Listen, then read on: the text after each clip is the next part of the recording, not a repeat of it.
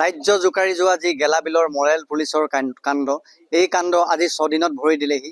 এই 6 দিনত ভৰি দিলে যদিও এজন মূল 3জন যি অভিযুক্ত আছিলে, ৰাজু শ্ৰেষ্ঠ, শংকৰ শ্ৰেষ্ঠ আৰু ৰঞ্জিত শ্ৰেষ্ঠ, এই 3গৰাকী মূল অভিযুক্তৰ ভিতৰত এগৰাকী বৰপথাৰ আৰক্ষীয়ে তেওঁক ইতিমধ্যে গ্ৰেপ্তাৰ কৰিছে, ৰাজু শ্ৰেষ্ঠ বোলাগৰাকী, আৰু দুজন যি মূল অভিযুক্ত এই মৰেল পুলিচিঙৰ যি কাণ্ড ৰাজ্য জোকাৰি যোৱা হয়, এই মৰেল পুলিচিঙৰ কাণ্ডৰ লগত জড়িত ৰঞ্জিত শ্ৰেষ্ঠ আৰু শংকৰ শ্ৰেষ্ঠ এতিয়াও পলাতক।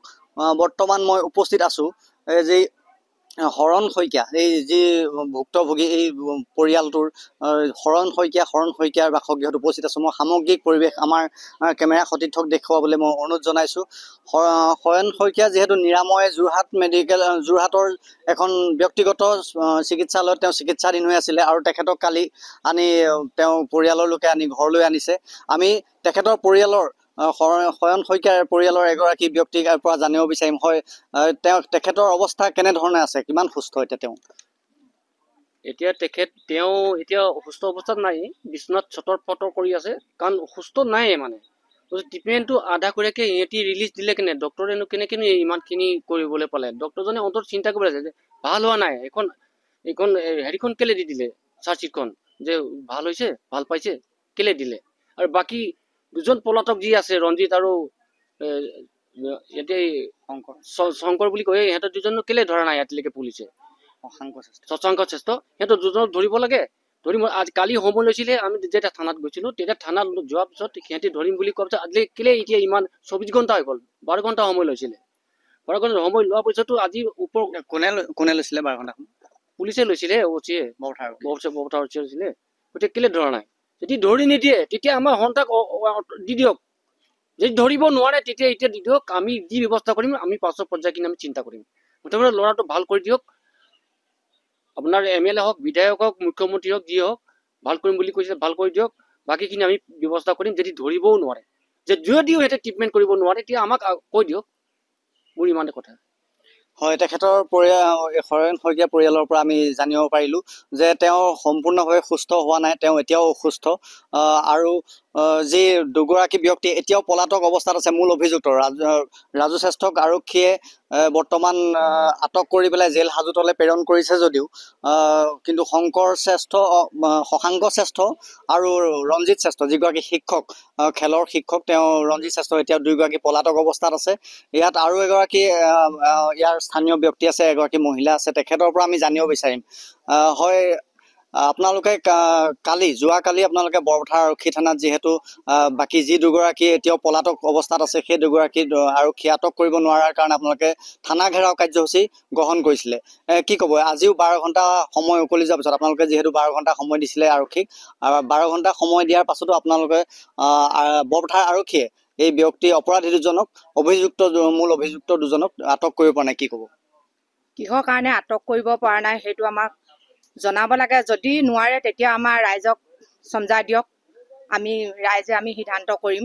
আৰু কালি 12 ঘণ্টা সময় দিছিলে, 12 ঘণ্টা পিছতো তেওঁলোকে ধৰিব পৰা নাই। কিহৰ কাৰণে ধৰিব পৰা নাই, নে কিবা তাত কোনোবা জড়িত হৈ আছে? যদি নোৱাৰে তেতিয়া আমাৰ ৰাইজক জনাই দিয়ক, আমি তাৰ উচিত বিচাৰ কৰিম। শৰণ শইকীয়াৰ স্বাস্থ্যৰ অধিক অৱনতি হৈছে নেকি এতিয়া? অৱনতি হৈছে মানে কি, তেওঁ অকণো ভাল পোৱা নাই, বিচনাতে আছে, অকণো ভাল পোৱা নাই বুলি কৈছে। কি হিচাপৰ ৰিলিজ দিলে আমি নাজানো।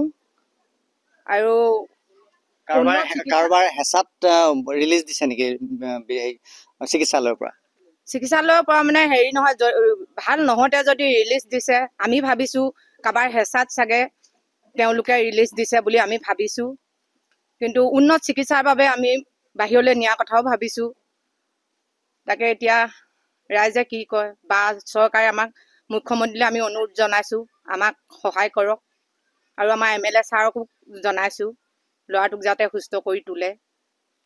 হয়, নিশ্চিতভাৱে ক'ব লাগিব, আমি জানিব পাৰিছোঁ, আমি দা নিউজ প্লাছৰ দৰ্শকসকলে দেখিবলৈ পাইছে যে মই কেমেৰা সতীৰ্থক দেখুৱাবলৈ অনুৰোধ জনাইছোঁ এটা দৰিদ্ৰ পৰিয়ালৰ কিশোৰ এই কিশোৰটিক যি অমানৱীয় অত্যাচাৰ কৰিলে যি নৃশংসভাৱে এই ল'ৰাটোক প্ৰহাৰ কৰি যি কাণ্ড মৰেল পুলিচিঙৰ কাণ্ড সংঘটিত কৰিলে সেই কাণ্ড সংঘটিত কৰাৰ পাছত এতিয়াও দুগৰাকী ব্যক্তি পলাতক অৱস্থাত আছে আৰক্ষীয়ে বৰপথাৰ আৰক্ষীয়ে এতিয়াও এই 12 ঘণ্টা যি সময় দিছিলে গেলাবিলবাসী ৰাইজে 12 ঘণ্টা সময় দিয়াৰ পাছতো সময় উকলি যোৱাৰ পাছতো এই যি দুগৰাকী পলাতক অৱস্থাত আছে মূল অভিযুক্ত দুগৰাকীক এতিয়াও আটক কৰিব পৰা নাই মই বৰ্তমান আমাৰ যিগৰাকী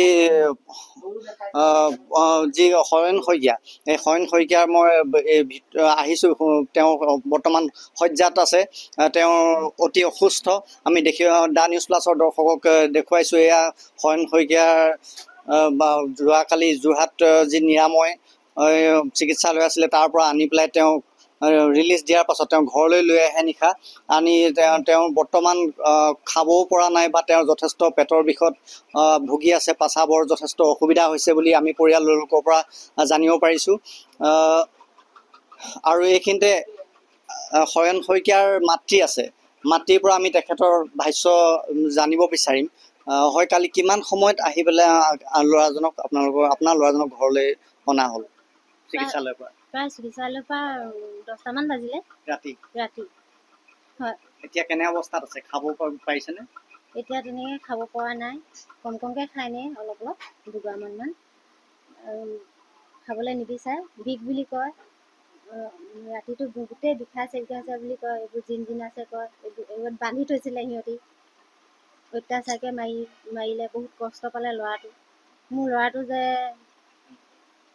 আগত যেনেকৈ সুস্থকৈ আছিলে তেনেকৈ হ'ব লাগে আৰু আমি দুখীয়া মানুহ আমি কাম কৰি খাওঁ আমাৰ অৱস্থাটো বেয়া আমাৰ ল'ৰাটো যাতে আগত যেনেকৈ সুস্থ আছিলে তেনেকৈ হ'ব লাগে আমি ইমানে বিচাৰিছোঁ ৰাইজে সহায় কৰক আৰু মুখ্যমন্ত্ৰীগৰাকীক কিবা অনুৰোধ জনাব নেকি ল'ৰাটোৰ যি দুইটা কিশোৰলৈ লৈ পেলাই আপুনি মুখ্যমন্ত্ৰীগৰাকীক কিবা অনুৰোধ জনাব নেকি হয় মুখ্যমন্ত্ৰী তেওঁলোকলৈ অনুৰোধ জনাইছোঁ যে আমাক সহায় কৰিব লাগে দোষীক শাস্তি দিব লাগে সিহঁতক যেনেধৰণে আমাৰ ল'ৰাকেইটাক শাস্তি দিছিলে তেনেধৰণে সিহঁতকো শাস্তি দিব লাগে এতিয়া আপোনাৰ ল'ৰা চিকিৎসা কৰিব যিকোনো খবৰৰ বাবে যোগাযোগ কৰক 7099017330 লগতে 7099017110 নম্বৰত